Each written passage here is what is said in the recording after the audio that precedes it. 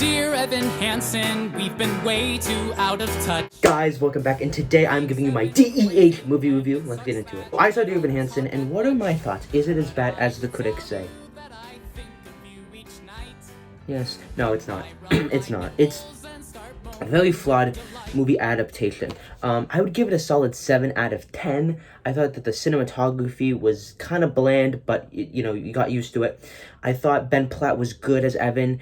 I think he definitely looked weird, but you kind of got used to the look at some point, and the people that are criticizing him are being bullies and just overhating. So get over it, haters.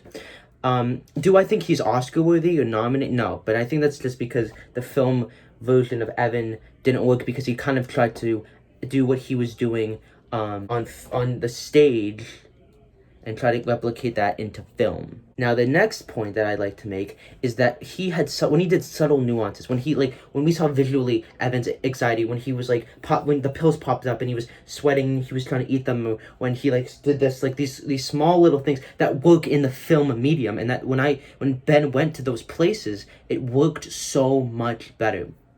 Also, I think Caitlin Dever was great as Zoe. I thought she was singing was great. Everyone was singing and did the character super well. Danny Panino and Amy Adams. Amy Adams was inspired casting, and I really enjoyed her performance as Cynthia. She really knew the character quite well. And then the woman that played Heidi, Julianne Moore. She was alright. She was alright. So Big, So Small just seemed kind of so boring, so long. And Amanda Steinberg was awesome. Alana is such a different character in the movie, but I think that's for a good reason. I loved her new song. And the guy that played Jared, and his name is slipping me, he was also really good. They made Jared gay in this, and I thought that was pretty cool. And he wasn't stereotypically gay, which I also really enjoyed. And he had some good pieces of monologue and of dialogue rather. I thought that the whole piece of it was more depressing and dark. And when I was walking out, me and my mom, we went and saw it, and we saw this woman that was saying I liked it, but it was a little depressing. And I felt like when I saw the show, I was uplifted, and that's gonna come with the territory when you make the final song about Connor. And I did like that the final song, which I love, A Little Closer. One of the best DEH songs, that should be in the musical. Colton Ryan was an inspired casting. I wanted to see Connor. I think if Colton Ryan was the ghost of this film and he was Connor, he just instantly makes the film 10 times better, and he's an actual Broadway star in a major movie, so I like that. But anyways, that final song was so beautiful, having Evan say that last line. But obviously it's not going to be uplifting as much as it's kind of sad, because whenever Connor's involved, it's going to be sadder. But I think that kind of comes with the territory, and some people that didn't like that it ended on an uplifting note might like that. But I think that it was definitely a much more depressing, more authentic version of Dear Evan Hansen. That's what Steven Chbosky wanted, was it to be more grounded and realistic. But Evan Hansen works so well because there's comedy, and there's kind of this edgy dark humor, and there's this sentimentality, and they're able to balance each other out. Because if you get this dark, depressing film, it affects the pace. The pace kind of dragged in some places, and it kind of left you feeling in this dark place. And especially with COVID and all this stuff, people want to feel uplifted, and to go in this more darker direction definitely didn't help the film at the box office, because it ended up underperforming pretty badly. And I think that Steven doesn't use the medium of film well. For Forever Words Failed just did not hit the same thing with So Big, So Small, because they felt so stagey, because they felt like I was watching the show, and it didn't evoke emotions. There were 2 points that it did, and one of them was You Will Be Found, but that part always gets to me, is when the dad cries and whatever, it breaks my heart. I Will Sing No Requiem Tonight and Sincerely Me, that actually shows that this could have been something better, because there's a moment when Connor's if I stop smoking crack, if I stop smoking drugs, and it goes to different edits, and then having them on the bikes, and then having them in the arcade, and then having Connor in the hallways and dancing without anyone noticing him, and then have it, and it definitely was more like a black comedy in that way, and having them have more dance, it was that just used the medium of film, and it worked, and it made the movie so much more interesting and entertaining and better, and we got a comedic thing along with this darker subtext. And Requiem was so powerful because you had Zoe driving on the car. You couldn't do that in theater, and it wouldn't work. And then who's slamming, and then on the brakes, and then screaming. It was powerful. It made me feel what I felt in the theater when I saw it back in 2017. And if they had done what they did in Requiem, and if I could end Sincerely Me for all of the musical numbers, it would have been been so much better of a film. You Will Be Found was so lazy. Like it just was using the projections of the show and just putting into like a montage, and it just was lazy. And it's like Dear Evan Hansen, You Will Be Found works so much because you're overwhelmed by the imagery and you can feel the instruments. And I think Dear Evan Hansen just should not be made into the medium of film and TV, because words fail is just so much more powerful, even if you do it with vivid imagery, and it would be more, and you will, like, this Dear Evan Hansen can work in the film medium, but it will never work to the extent that it will need to as it is live. Like, seeing Ben Platt perform Words Fail in front of you live is just always going to be more powerful than even if he did it 10 times better on film. It just, Dear Evan Hansen just isn't something that needs to be adapted into a film TV medium. There's some shows that should just be left alone and should just be given a pro shot. And even the pro shot wouldn't do the show the justice that it does by seeing it live. People were performing like they were on Broadway for Ben Platt, which is what Rent and the producers got criticism for. And I can't believe these studios didn't learn, don't do that, because it really affected those films. And I think that you needed somebody that directed a movie musical. I think someone like David Lowery, who did A Ghost Story, Pete's Dragon, Wes Anderson, that's a weird choice, I know, Tim Burton, but these guys have done movie musicals. You would know that these films have a personality, and this film felt like it didn't have a personality. It was lacking that magic of the stage show, and it didn't feel like it was a director's stamp. It kind of just felt like another typical teen movie, and I feel like this thing needs to, it's not a stereotypical teen musical movie, and it has to be unique. And I think someone with a better visual style. For Forever, I don't want to hear you say that. I want to see that. Show, don't tell. Whereas in in stage, you tell and you don't need to show. You can show, but you don't need to. And to see, and if we saw Connor and Evan, in a beautiful field, and them running around and big sweeping camera shots, and in So Big So Small, we saw more of like a handheld quality to it. We saw Evan crying and the mom crying. Like, it would have just been so much more powerful, and they didn't do that.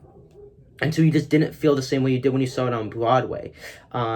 And I do think taking out Good For You, Anybody Have a Map, and really not missing the point that this is a story about moms and their sons, and that core relationship just makes the movie lose its balance because it was too focused on Evan. And Good For You gives the movie a second wind of energy, and it makes you really mad at Evan, and ups the intensity, whereas it was very dilated and muted. And Connor's ghost has some very powerful speeches, and they're completely cut. And I wish that they were there, because the musical so much more self-aware of itself than the movie is. And even Jared has some lines that are cut where I'm like, that just made the show work so much better. And I can't believe they cut that stuff. And so they cut a lot of stuff. There's a lot of stuff that's the same from musical to movie, but there's core stuff that they cut that just really, I think, affected the movie. But as for positives, again, Ben Platt, the cast was great. I loved some of the way the musical numbers were filmed. If I could tell her, I liked when they went when Evan, like, looking at Zoe and seeing her dance. It evoked emotion out of me. It was literally, they just need to do more visual stuff, and it would have been so much more powerful. I thought Waving Through a Window, people don't like the edits of tap, tap, tap on the glass. I liked it. I thought Only Us was a really good film number. The last number was great. The anonymous ones, when we see that, all anonymous, and Alana walks in and she's having her own sad song, and we see Evan doing the same thing, and that parallel was, I love that. Once again, using the medium of film and making that powerful. And I feel like the new stuff is what worked the best. And I thought that, the acting was really good, and I don't know, as much as I'm mixed on the film, there's a part of me that just always wants to go back and watch it. Like, I feel like I want to go watch it again, even though it's not perfect. It's still an enjoyable film. It has good stuff in it, but some not so good stuff in it. And again, I think that if you have never seen Dear Evan Hansen, you probably like the movie more than those that have seen the stage show, because you'll hear the numbers for the first time, and this is a very important film. I think this could help change so many people's lives. I'm so glad this positive message of a show is now out there in the ether. And I did think that there were some moments that were really powerful and impactful, and I enjoyed it. Like, it was a good movie. I didn't think it was a bad film. There were just things that disappointed me, that I was kind of like, what? Or, huh? Yeah, so it's a mixed bag. I'd still give it a 7 out of 10. I think this doesn't deserve a 30 on Rotten Tomatoes. The other abomination that the reviews have been is not warranted. I would give this a solid 63, and maybe on another day a 55. This is not a bad movie. This is a perfectly fine, solid movie musical adaptation. Could have been better? Oh yeah. Could it have been worse? Oh yeah. I think that for me at least, I enjoyed it as a Dear Evan Hansen fan. I was satisfied with this movie musical adaptation. If you are a fan of the show, you'll probably like the movie. But there's some fans that will hate the movie, and for new people, a lot of new people will really like it and enjoy it, and some people won't. It's a very divisive film where people aren't going to have the same opinion, and again, I just have a mixed bag on it, but there were still positives with the performances, some of the musical numbers, the way they were filmed. I liked how they changed some lines from being funny in the show to being more dramatic in the movie. I thought that worked really well, and having Evan be more serious about certain things, and all that stuff worked extremely well in the film adaptation.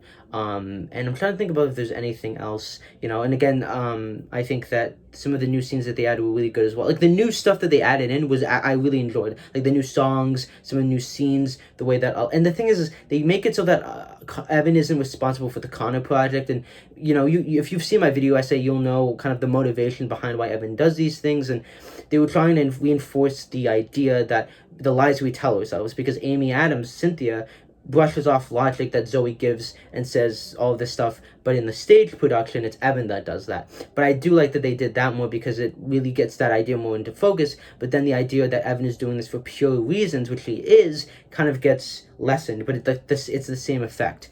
So there were certain ideas that I felt like were strengthened in the movie that weren't in the musical, and weren't as strengthened, that I really liked that they did, but it always would be at the cost of another idea being lessened.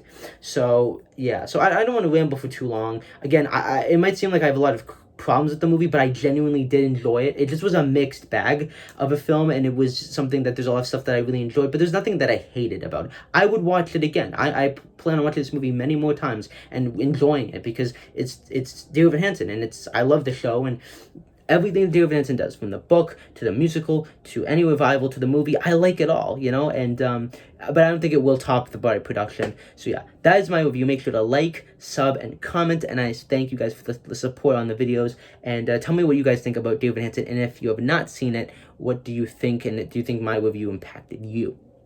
So yeah.